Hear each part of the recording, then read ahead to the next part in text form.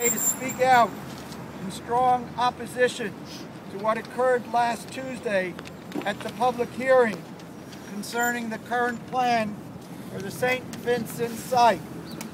First and foremost, this community needs a hospital that is adequately accessible to its residents.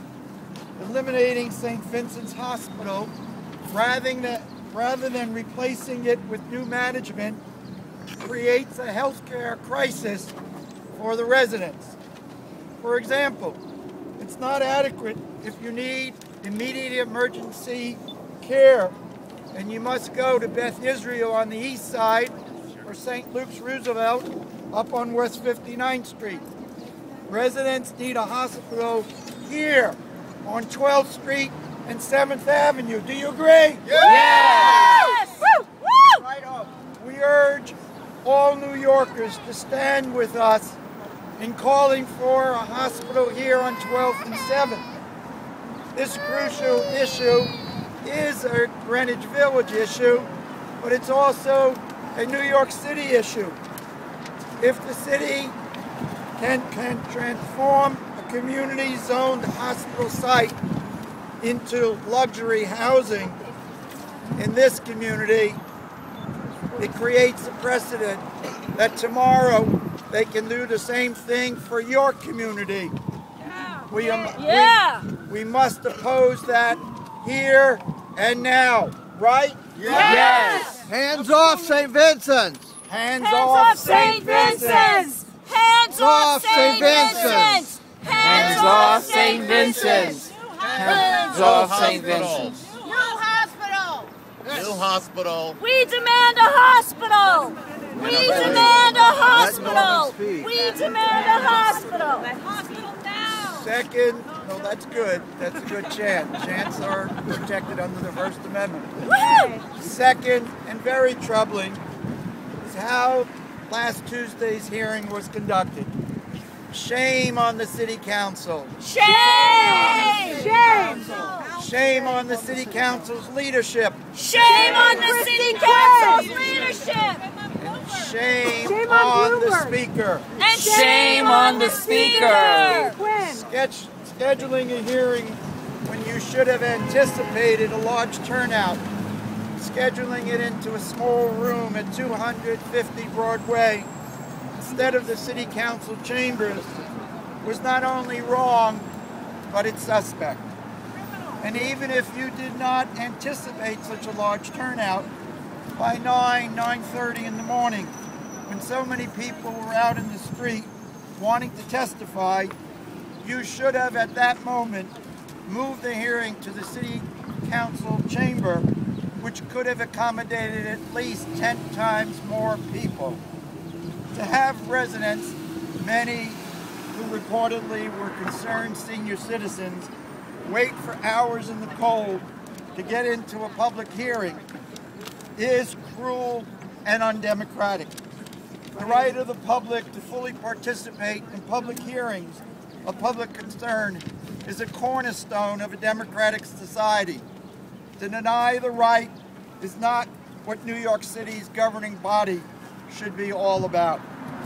And reportedly, letting the Rudin spokespeople in and not allowing the opponents in on an equal basis is also wrong, undemocratic, and suspect. Public discourse must take place on an equal playing field. The City Council at a public hearing stage must be fair and provide all viewpoints an equal opportunity to present their views. This was not done last Tuesday. Last Tuesday, unfortunately, was unequal and it favored one party in this controversy over another. Rudin spokespeople went first. The opponents followed.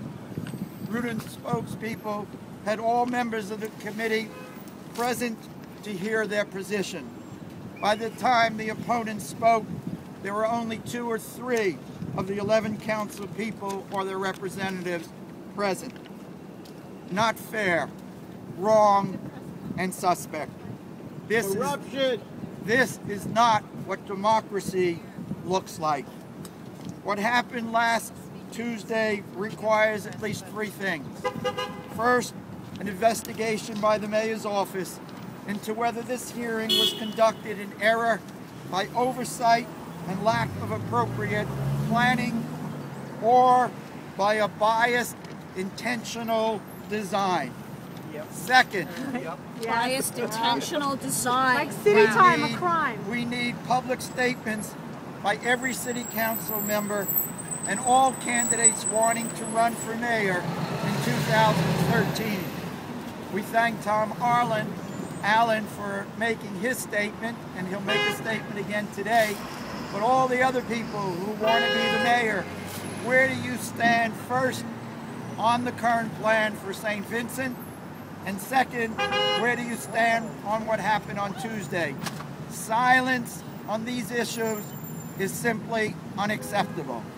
And finally, we need a public apology by the City Council, or at a minimum, the City Council leadership, to all those people who came out that morning, stood in the cold for hours, and tried to get in to testify, and a public apology to the people who did testify, when in fact the overwhelming majority of the people on that panel were not there.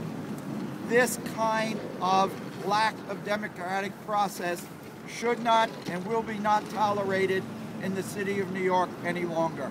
I thank you, and to the people that are here today, I know this is a very, very difficult challenge, and I know so far things have not worked to your advantage, but one of the things I've learned in the 40 years that I've been doing what I've been doing in civil rights, it's good to be smart, it's also good to be right, but the most important ingredient is stamina.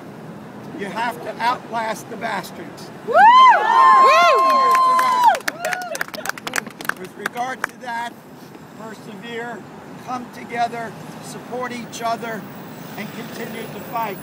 As Dr. King always told us, we can overcome. Thank you. Thank you.